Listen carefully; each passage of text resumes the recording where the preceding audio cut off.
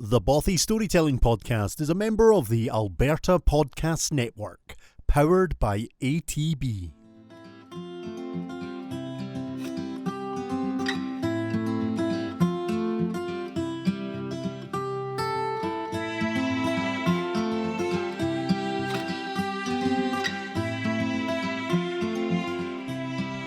Welcome to the Bothy Storytelling Podcast. I'm your host, Callum Lycan, and here we are for another episode of the Bothy, and this one is all about beer drinking. Yup, you heard me right. This is about drinking.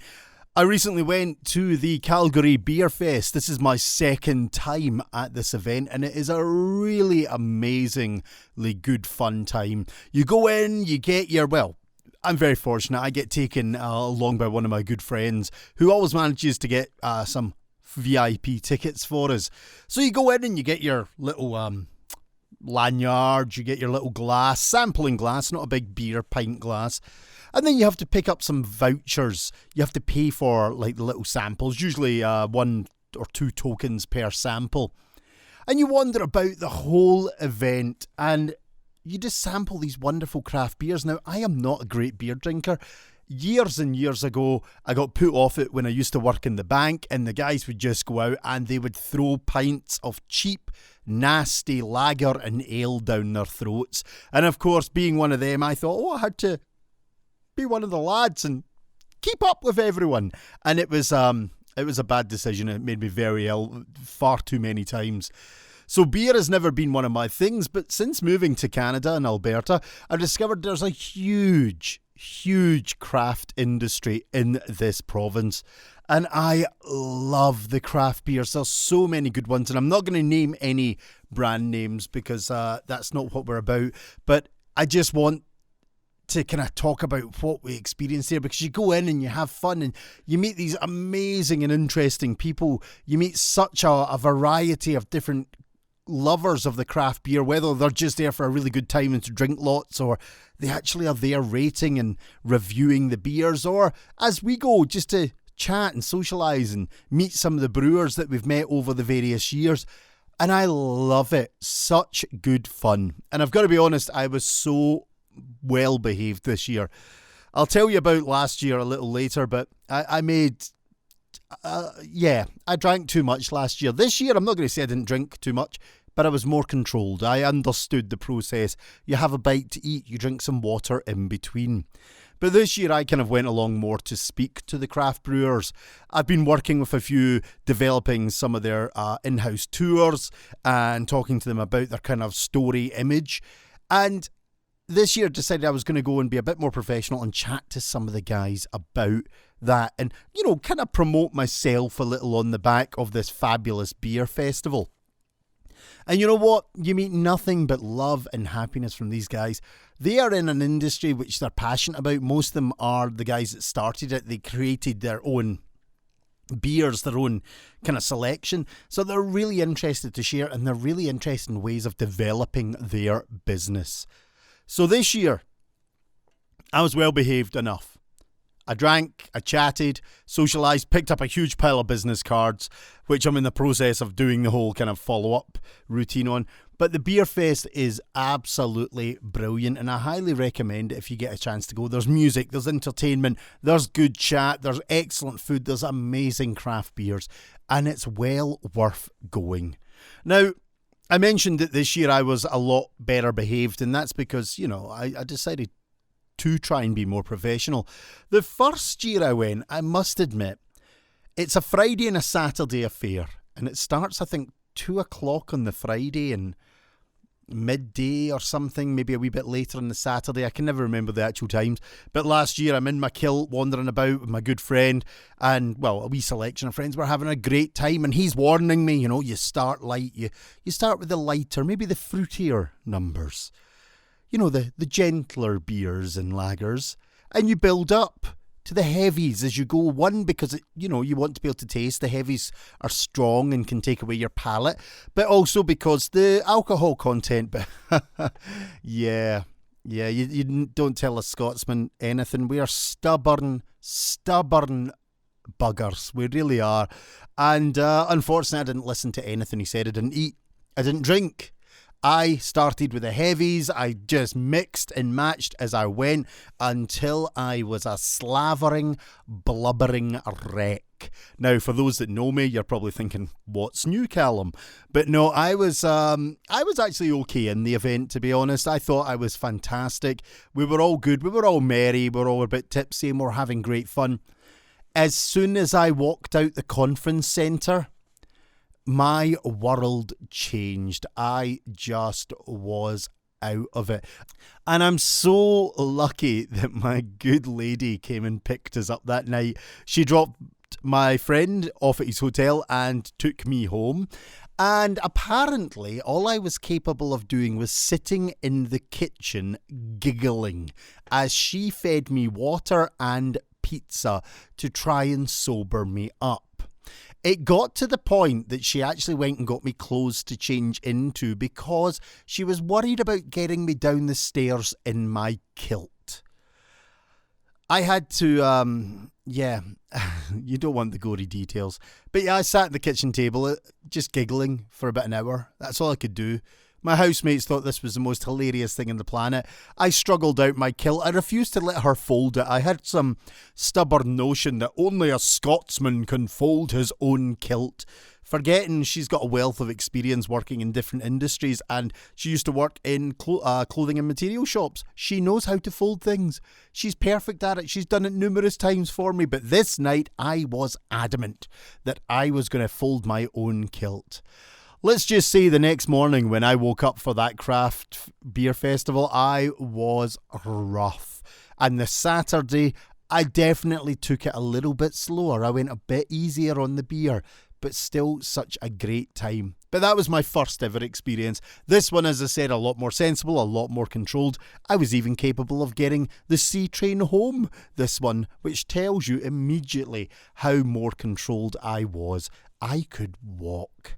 I could tell you hundreds of stories about bad behaviour while drinking. Unfortunately, I've got far too many of them. I'm pretty sure everyone does. But I seem to have clocked up some of the most ridiculous ones in the world.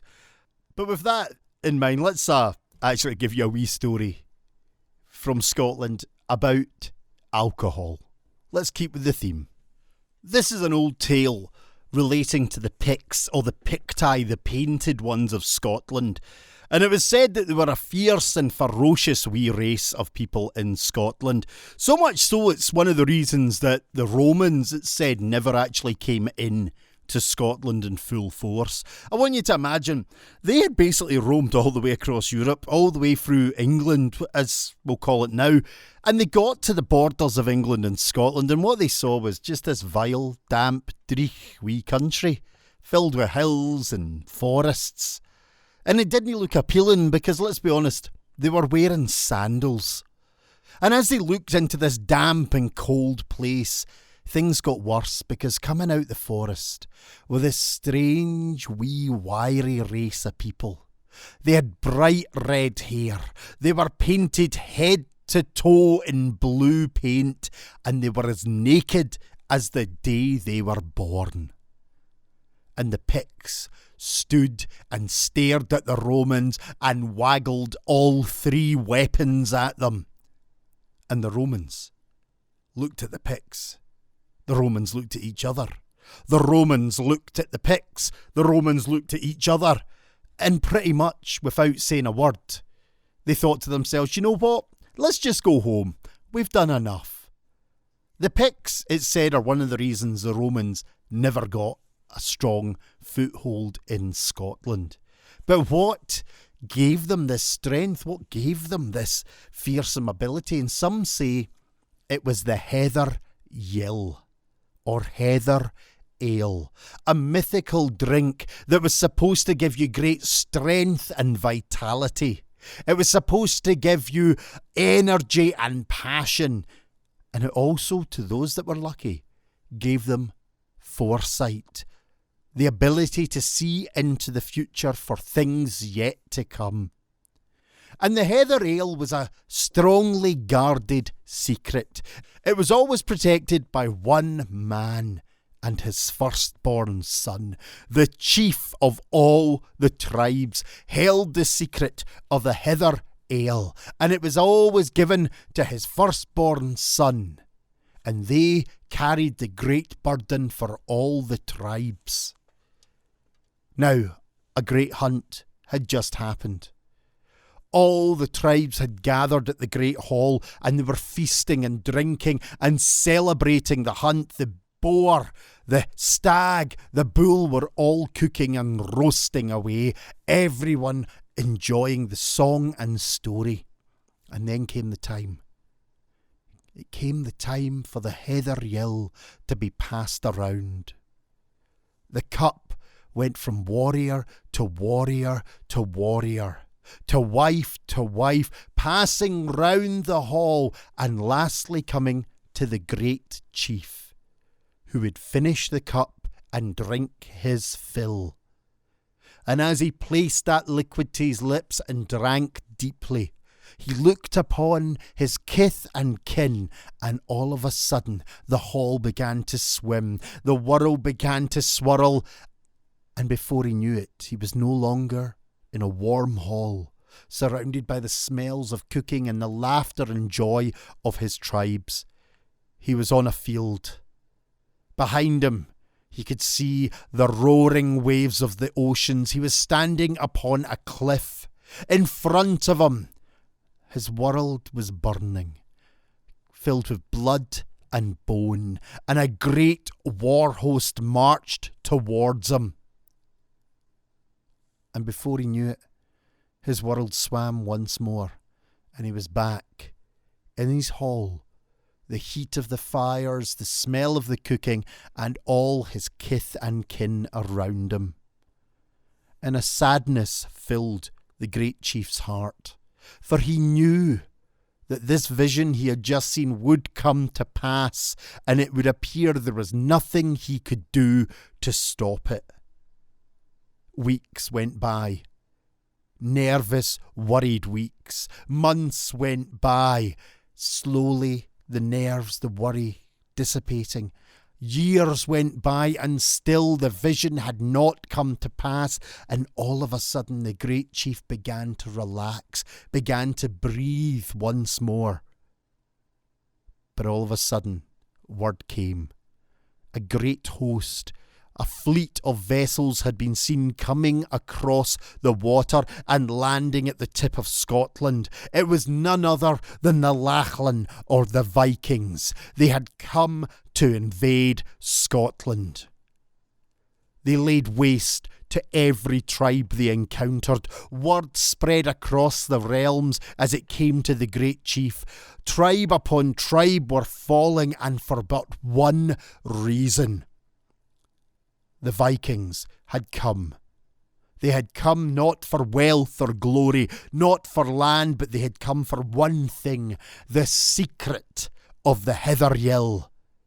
The great chief knew that this was the end of his tribes. He gathered them all, and a great battle was fought.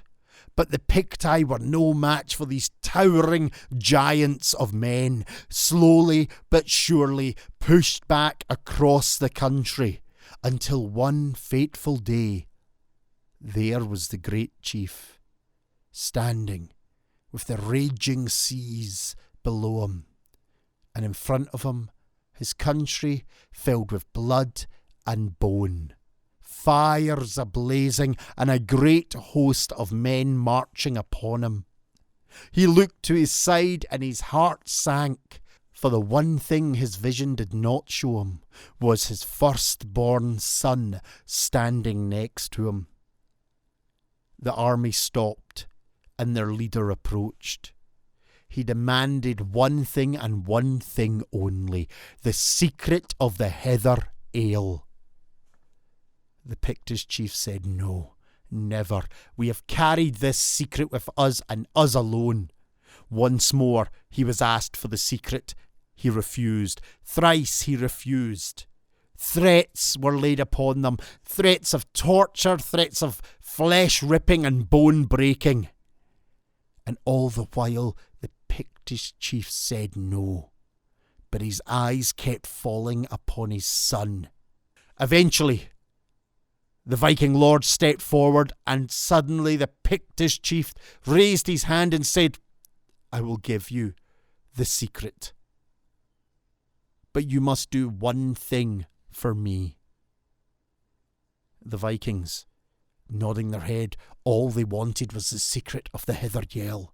The Pictish chief looked towards his firstborn and said, "I cannot be disgraced in front of my kith and kin. If you wish the secret of the Hither Yell, you must do one thing for me. Take my son, bind his wrists and legs, and throw him from the cliff to his death below." The Vikings within earshot could not believe such a request, but with a wave of the hand, they grabbed the young child, bound his wrists and his ankles, and tossed him to his death below. All eyes fell upon the Pictish chief. A single tear rolled down his cheek. "Now you will give me the secret of the Hither Yell."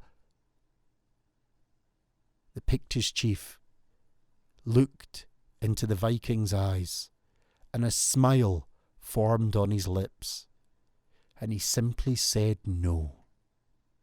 "Under pain and torture, my young son, yet to be bloodied in battle, may have broken and given you the secret. But I will never break. You will kill me before I give you the Hither Yell." And with that, the anger swelled in the Viking lord, and before he realised his actions, his sword came down, cleaving the Pictish chief in twain. And the secret of the Hither Yell was lost with that man's death. The Vikings were furious. They fell upon the body and hacked and slashed and cut it to pieces. But all was in vain.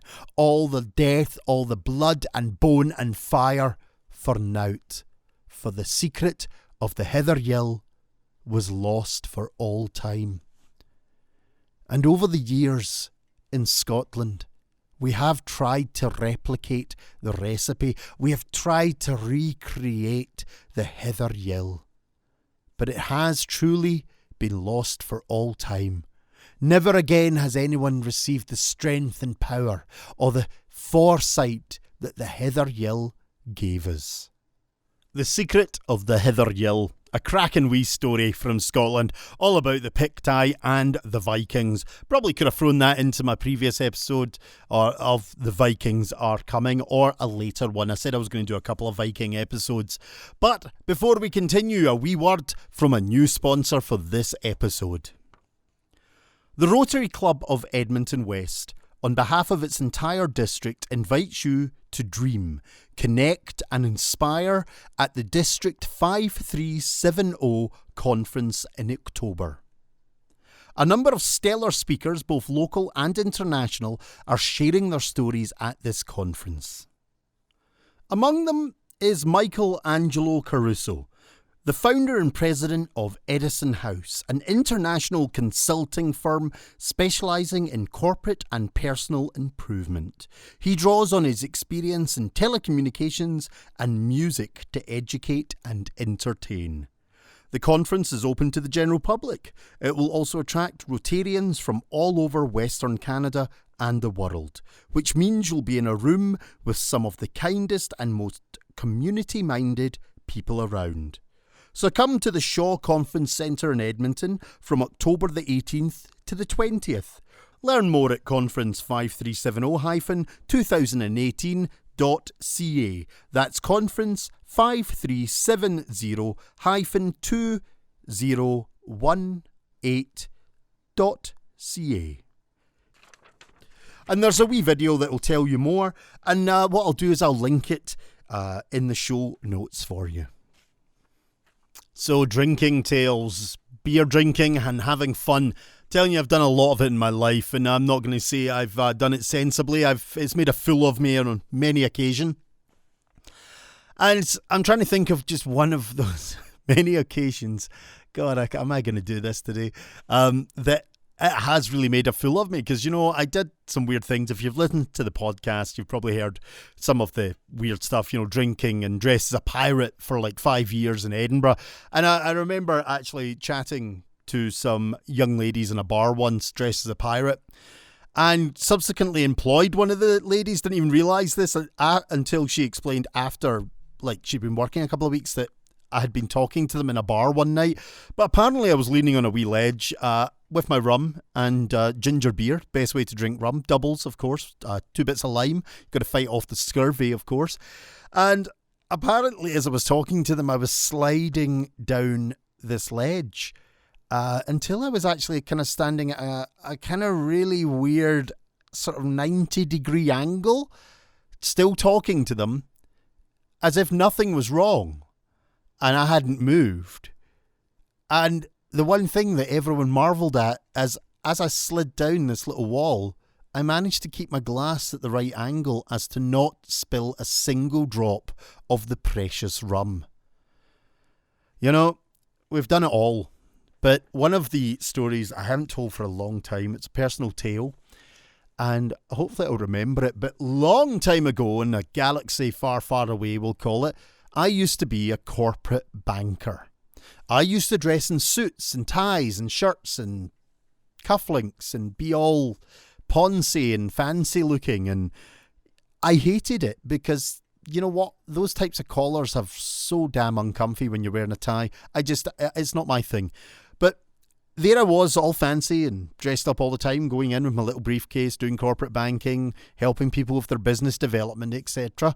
And because of this, you had very set days off. So the boys, well, see, I'm using those kind of terms. Do you like it? I'm good at this. We'd always have a set day for drinking, and it always happened to be Sunday. We would go out and have a binge up on, literally drink until we drop type stuff. Not worrying too much that we were back in the office for Monday, but Sunday was the main day for it. Football or soccer was on. I wasn't a great fan, but the guys were, trying to be one of the boys type thing back in those days before I knew better just to be myself. But I remember we would go from bar to bar in Edinburgh. George Street, usually, it was the wealthy, expensive one, all dolled up, all the pretty girls and where the money was. And we always tried to look all kind of gallus and kind of, hey, we're experienced bankers, ladies. Hey, that type of attitude. I'm sorry, world. I'm sorry. I did do it occasionally. Okay, please forgive me. I've learned my lesson. I know better now. But we would go out from bar to bar, pounding down pints of lager, things like Stella Artois, Tennant's Lager. I can't even remember the rest now.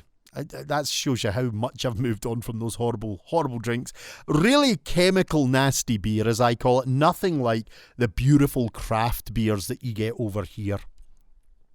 But I remember pounding them back. We'd have food, we would have great time, we would chat to people, we would just be boisterous lads. But the problem is, as the day progresses, you start moving on to bars and they're more focusing on the nightlife and the music. And one of the things that I've always hated is that really awful dancey bass music. When the bass, you can feel it tearing a hole in your heart. It's so powerful. You can hear it ripping through you because all it is boom, boom, boom. Oh, God, I hate it. I've never liked it and it makes me ill. And I remember we went into this bar. It was close to the end of the night, to be honest. And it was one of those places, and it was ripping out this horrible, vile music, pounding away. And we are drinking and having great fun and probably trying to chat up women badly, thinking we were the greatest things that God has laid on this earth. Probably slaver and drunken wrecks, I'll be honest. By that point, we'd been out since midday. It was probably about 8 in the evening. The chances of even being coherent were slim. But I just remember at this point, this music is ripping through me. I'm starting to feel really, really unwell. I'm starting to think I'm actually going to be sick and I needed to get away. But I thought, head to the bathroom, get out of the sound, see if you'll be sick, you never know. It can happen. So I went to the bathroom and thankfully it was a bit more insulated and I started to feel a bit better. Used the facilities as a gentleman does. But it was back in the days of Ally McBeal. You know that unisex toilet craze that was going on? I never liked it. I like to be personal doing those sort of things. Private, it's one of those things. And I remember this was those Ally McBeal days. So a lot of the bars and nightclubs were doing a sort of not full-on unisex, but kind of little crossover bits. So I went into the bathroom, went into one of the stalls, came out and looked around for the sinks to wash my hands. I'm looking around and looking around. And it's a very modern type of bar, ladies and gents. I can't believe I'm telling you this. And I'm looking around for the sinks, and then right in the middle is this weird contraption with flowing water. It looked like the console of the TARDIS from Doctor Who. I want to remind you that I am reeking drunk at this moment, and it's flowing water like a big fountain, and it looks beautiful. And I think, oh, it must be a modern, hand basin. So I go up and I'm looking around. There's no soap, but I just very quickly rinse my hands off and think, well, that's not very hygienic, is it? There's no soap. And I notice a couple of the guys looking at me a bit funny because I'm thinking, well, what's wrong? Do you not wash your hands in this nightclub bar place? But very quickly I realised why they were looking at me funny as I left the gents section of the bathrooms to be greeted by row upon row of pristine hand wash basins. Literally, the hand washing facilities were in the middle area with the two toilet zones split off to the sides. I looked at these sinks and thought, what? My mind wasn't quite working. And then it came to me what I'd just done. Some of you may have already worked it out. Folks, it would appear that that beautiful glistening steel and chrome fountain was in fact a modernised, very strange take on gents' urinals. Let's just say, I have never scrubbed the skin off my hands before until that night. And it taught me a valuable, valuable lesson. That drinking to that excess in a nightclub with ridiculous bass music is not the done thing. And I stopped drinking from that day on. I can't even say that with a straight face. That's a lie. I never stopped drinking. I don't drink as much anymore. And I certainly don't drink the nasty stuff from those days that gets you into that horrible state. But yeah, ladies and gents, the confession for this episode of drinking is don't drink too much in fancy, modernised bars, or you may end up washing your hands in the gents' urinal without even knowing you've done it until it's too late. And that is Callum Lycan's confession for this episode of the Bothy Storytelling Podcast. And with that rather disgusting bombshell, I'm really sorry to anyone who's listening to this show or who has ever shaken hands with me. I promise you that was 10 plus years ago, and I have surgically removed the flesh from my hands and had new flesh placed back on, honestly. Let's move on quickly, and another quick word from our sponsors, the ATB Entrepreneur Center. Basically, it's downtown Calgary, so if you're starting or building your business, ATB's Entrepreneur Center is a great place to go. Of course, they can help you with your banking, but they also offer workshops and networking opportunities. They can also help get you set up with a business mentor. So to learn more about the ATB Entrepreneur Center, look at atb.com/entrepreneur center. I've used it many times. The great workshops and talks that they do, highly recommend. Have a look at their website, atb.com/entrepreneur center. We're on a beer drinking session, as I was talking about the Calgary Beer Festival, which is a fantastic event, but I may as well give you a book recommendation which covers that as well. Something along the lines of a book referencing beer. And bear in mind that the Bothy Storytelling Podcast works with Audible, and we do offer a 30-day free trial and a free audiobook download if you go to www.audibletrial.com/Bothy Podcast. You can take advantage of that. With over about 200,000, I think we're up to now, titles to choose from for your iPhone, Android, Kindle, or MP3 player. And this episode's reference or recommendation from Audible is Tasting Beer 2nd Edition. Why not? We've been talking about beer, craft beers. We've been talking about the festival, which basically you go and you sample all these lovely varieties of beer. Some are old, some of their new stock. You get to taste it all. So here's a book that's going to help you. Tasting Beer 2nd Edition on Audible. An insider's guide to the world's greatest drink. We all need it. It is written by Randy Mosher and narrated by Donald Corrin. It's $35.18 on Audible, and it's about 16 hours and 16 minutes of book, so there is a heck of a lot of beer knowledge in there. So I highly recommend that. Tasting Beer 2nd Edition on Audible.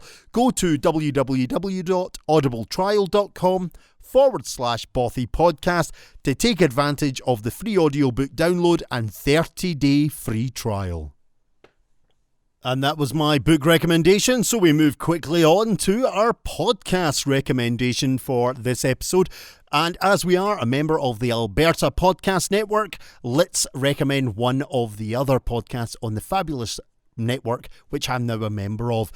Food, drink, well, you know what? We've mentioned it all today. So there is one podcast which fits perfectly into that bill, and it's called The Tomato Radio. Tomato Radio is a podcast about food and drink, hosted by Mary Bailey and Amanda Leneve. This is a podcast focused on food and drink, and I'm not going to say it's all about the excesses that I've talked about on today's podcast.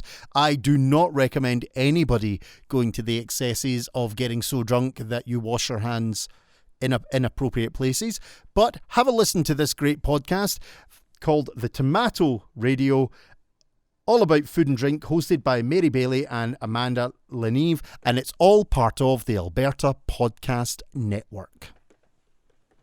And that, folks, brings us to the end of another episode of the Bothy Storytelling Podcast. I hope you have enjoyed this session on drinking tales. I hope it hasn't inspired you too much. I don't want anyone going out there and drinking too much. But obviously, go and find some of those amazing craft beers that are being made by some of these local brewers. There is such a wealth, such a great selection of tastes, so I highly recommend it. Also, bear in mind we do have our Patreon page for the Bothy Storytelling Podcast.